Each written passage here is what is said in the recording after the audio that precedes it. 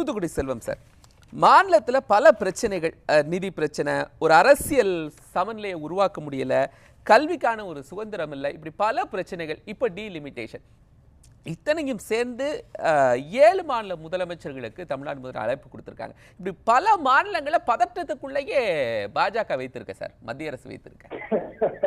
இல்ல இல்ல இல்ல அதாவது அறிஞர் ரவீந்திரன் அவர்களுக்கு சொல்றது என்னன்னு கேட்டீங்கன்னா, மாநில உரிமைகளை வரி கொடுத்தது, விட்டுக் கொடுத்தது திமுக. ஏன்னு கேட்டீங்கன்னா, மாநில உரிமைகளை காப்பாற்றுவதற்காக இவர்கள் அவதாரம் எடுத்த மாதிரி நடக்கிறது மிகப்பெரிய சிக்கலாட்ட நாடகம். ஏன்னு கேட்டீங்கன்னா, கச்சத்தீவு பிரச்சனையாக இருக்கின்ற கல்வியை மாநில பட்டியலிருந்து மத்திய பட்டியலுக்கு பிடித்ததாகட்டும், தயவுசெய்து எல்லாரையும் நேரம் ரொம்ப நேரம் நம்ம கரண்ட் இஷ்யூக்குள்ள வந்துருவோம். அதாவது நான் வந்துடுறேன், அவங்க அனுமதி செய்யறாலும் நான் பதிவு செய்ய வேண்டியிருக்கு. கச்சத்தீவு காவிரி நீர் பிரச்சனை, கல்வி மாநில ஒழுங்கை பிரச்சனை, ஜிஎஸ்டி கொண்டு வந்தது, அந்நிய ஃபாரின் டைரக்ட் இன்வெஸ்ட்மெண்ட், அந்நிய கொண்டு வந்து எல்லாமே திமுக காங்கிரஸ் அங்கம் வைத்த காலம்.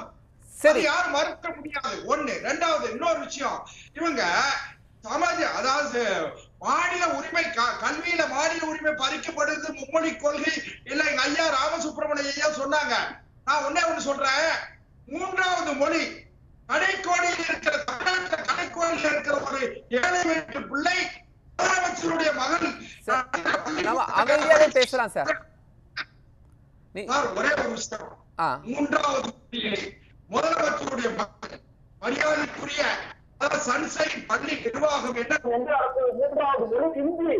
திமுக குடும்பத்தை சார்ந்த 192 பள்ளிகளில் 3வது மொழி ஹிந்தி சார். கல்வி பாடத்திட்டத்துல 3வது மொழி ஹிந்தி. அதே இன்னொரு விஷயம் பொதுவான வாதமா நான் வைக்கிறேன். ஏன்னு கேளுங்க, நாளைக்கு கவர்மெண்ட் தமிழ்நாடு அரசு போடணும், தமிழ்நாட்டு 20 கோடியே நாங்கள் எல்லா நிலையிலும் அமல்படுத்தவும் சொல்லுங்க. எல்லா பள்ளிக்கூடத்திலையும் எல்லா கல்வி நிலையத்திலும் 20 கொள்கையா அப்படின்னு சொல்லணும். ஒண்ணு. ரெண்டாவது, இந்த டீலிமிட்டேஷனை பத்தி பேசுறாங்க. டீலிமிட்டேஷனை பத்தி பேசும்போது இது யாருமே டீலிமிட்டேஷனை பத்தி சிந்திக்கவே இல்லை. ஒண்ணு. ரெண்டாவது, எங்களுடைய தமிழ்நாடு தலைவர், பாரதிய ஜனதா கட்சியினுடைய தமிழ்நாடு பாரதிய ஜனதா கட்சி தலைவர் அண்ணாமலை அவர் சொன்னாங்க, சொன்னாங்க. மரியாதைக்குரிய எல்லாரும் எங்களுடைய சக பங்கேற்பாளர்கள் கட்டறிந்த பெருமக்கள் அவங்களுக்கு தெரியும். சொல்லும்போது நீங்க தெளிவா சொல்லுங்க சார், ப்ரோரேட்டானா என்ன தெளிவா சொல்லலாம். சமச்சீர் விகிதம் தான், சம விகிதம். அதுக்கு ப்ரோரேட்டா சம விகிதம் தான். சம விகிதம்னா என்ன சொல்றீங்க? உத்தரப்பிரதேசத்திற்கு எண்ணிக்கை அதிகமாகாது, தமிழ்நாட்டிற்கும் அதே எண்ணிக்கையில இருக்கும், அதானா? அதற்கு ஒரு டீலிமிட்டேஷன் எதற்கு? அதற்காக ஒரு டீலிமிட்டேஷனா? இல்ல, டீலிமிட்டேஷன் சப்ஜெக்டே வரல. ஆனாலும் கூட இவங்க நினைக்கிற மாதிரி ஒருவேளை இவங்க எல்லாம் கற்பனை பண்ணி தனி கட்சி ஓரங்க நாடகம் நடத்துறாங்க. இந்த நாடகத்துல பாரதிய ஜனதா கட்சியும் பங்கெடுத்து அரசியல் அமைப்புல டீலிமிட்டேஷன் ஒண்ணு கொண்டு வந்ததே ஒவ்வொரு காலகட்டத்திற்கும் அந்த நம்பர்ஸ் அதிகப்படுத்தணும், பிரதிநிதித்துவத்தை அதிகப்படுத்தணும் அப்படிங்கிறதுலதான். அப்ப எப்படியும் பிரதிநிதித்துவத்தை அதிகப்படுத்த போறாங்க. அந்த பிரதிநிதித்துவம் எந்த மாநிலத்திற்கு அதிகமாக போகிறது அப்படிங்கிற அச்சம் தானே சார் இங்க எழுப்பப்பட்டிருக்கு. சார், ஒரே ஒரு விஷயம், உத்தரப்பிரதேசத்துக்கு 80 நாடாளுமன்ற தொகுதி இருக்கு. இப்போ 80 நாடாளுமன்ற உறுப்பினர்கள் இருக்காங்க. ஒருவேளை டீலிமிட்டேஷன் வந்தா அவங்க 130 ஆவாங்க. தமிழ்நாடு 63. 63க்கு போயிட்டீங்க. நீங்க ஒரு நீங்க என்ன ஃபார்முலால கால்குலேட் பண்றீங்க? 888 தொகுதிகள், 888 தொகுதிகளாக நாடாளுமன்ற உறுப்பினர்கள் எண்ணிக்கை உயர்த்தப்படுமானால் சார் நீங்க இங்க இவ்வளவு உயர்த்தப்படுங்கிறீங்க. ஆனா ஹோம் மினிஸ்டர் அமித்ஷா என்ன சொல்றாருன்னா, இங்க எண்ணிக்கை குறையாது அப்படின்னு தான் புள்ளி வைக்கிறாரு. உயரம்னு ஒரு வார்த்தை சொல்லி இருக்கலாமே. எண்ணிக்கை குறையாதுங்கிறது இல்ல, கூடவும் சொல்லியிருக்காங்க. எண்ணிக்கை குறையாதுன்னு மட்டும் இல்ல, எண்ணிக்கை குறையாது உயரும். இந்திய உள்துறை அமைச்சர் சொன்னதுதான் நான் உங்ககிட்ட சொல்றேன். தமிழ்நாட்டிற்கு எண்ணிக்கை குறையாதுன்னு சொன்னாங்க. தமிழ்நாட்டு அரசின் மீது மிகப்பெரிய அளவிலே குற்றச்சாட்டுகள், மிகப்பெரிய அளவிலே சர்ச்சைகள், மிகப்பெரிய அளவிலே நாடகங்கள் எல்லாம் நடந்துகிட்டு இருக்குது. திசை திருப்பதற்காக திமுக நடத்துகிற நாடகம். திமுக சார் இல்ல நீங்க திட்டம் 63 சீட்டுன்னு ஒரு நம்பரை சொல்றீங்க தூத்துக்குடி செல்வம் சார், நீங்க 63 சொல்றீங்க. இந்தியாவுடைய உள்துறை அமைச்சர் தமிழ்நாட்டுல வந்து சொன்னது குறையாது அப்படிங்கிறாங்க. பட் நீங்க கண்டிப்பா உயரும், உத்தரப்பிரதேசத்துக்கு 130 வரும்ன்றீங்க. அது வந்துடலாம். ஆனா தமிழ்நாட்டுக்கு வருமா? நீங்க சொன்ன 63 நம்பர் வருமா? அப்படி வருதா இருந்தா இன்னைக்கு இவ்வளவு ஒரு பிரச்சனை வேண்டாம? தமிழ்நாடு மாநில பாஜக தலைவர் இந்த உத்தரவாதத்தை கொடுத்திருக்கலாமே.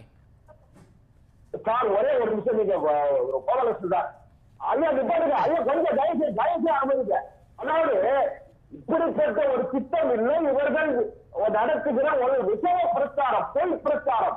ஏன்னு கேட்டீங்கன்னா தமிழ்நாட்டு அரசுக்கும் மக்களுக்கும் இருக்கிற இடைவெளியை இவர்கள் வந்து மாற்றுறது. தமிழ்நாட்டுல மிகப்பெரிய அளவில் நீங்க ஜூன் மாசத்துக்கு பிறகு பாருங்க, ஜூன் மாசத்துக்கு பிறகு மிகப்பெரிய கட்சிகளை, மிகப்பெரிய சிக்கல்களை இந்த அரசு எதிர்கொள்ள வேண்டிய நிலையில் இருக்காங்க. அதையெல்லாம் மடைமாற்றம் செய்வதற்காக இவங்களுக்கு 28 மாநிலங்கள் 8 யூனியன் பிரதேசம் இருக்கு. 28 மாநிலம் 8 யூனியன் பிரதேசம். ஆனால் இவங்களுக்கு 8 உறுப்பினர்கள் தான் இருக்காங்க. 8 தோழமை கட்சியா இருக்காங்க சார். இவங்க யாருன்னு கேட்டீங்கன்னா வெஸ்ட் பெங்கால் வரமாட்டாங்க, வெஸ்ட் பெங்கால் வராது. இல்ல நீங்களே முடிவு பண்ணிட்டீங்களே, எதன் அடிப்படையில முடிவு பண்றீங்க? தமிழ்நாட்டு முதலமைச்சர் வந்து அதாவது எப்படி அடுத்த கட்டத்துக்கு நகர்த்துவது என்று தெரியாமல் தத்தளித்துக் கொண்டிருக்கிறார். இல்லைன்னு சொன்னா ஒரு அனைத்து கட்சி கூட்டம் நடத்த வேண்டிய அவசியம் இல்ல. அனைத்து கட்சி கூட்டம் நடத்துறீங்களா? அனைத்து கட்சி கூட்டத்தை நான் ஒரே ஒரு விஷயம் சார், டீலிமிட்டேஷன் எங்க சொல்லியிருக்காங்க? அது புரியல, அதை கிளாரிஃபை பண்ணல. பயம் வந்துட கூடாதுங்கிறதுக்காக ஒருங்கிணைப்பு குழு. உங்களுக்கு இல்ல சார், உங்களுக்கு ஏற்படக்கூடிய கனவுகளுக்கெல்லாம் நாங்கள் பதில் சொல்ல முடியாது. ராத்திரி நேரத்துல உங்களுக்கு நான் வந்துடுறேன். நான் காங்கிரஸ் கட்சியில இருந்து ஒரு நிமிஷம் சார், எல்லாருக்கும் நேரம் அதிகம் கொடுக்குது. எனக்கு ஒரே அதாவது இவங்களுக்கு ராத்திரி நேரங்கள்ல பயத்துல ஏற்படக்கூடிய கனவுகள் இருக்கு பாருங்க. அந்த கனவுகளுக்கு எல்லாருக்கும் சமமான நேரம் தான், உங்களுக்கு அடுத்த சுற்றுல தாரேன் திரு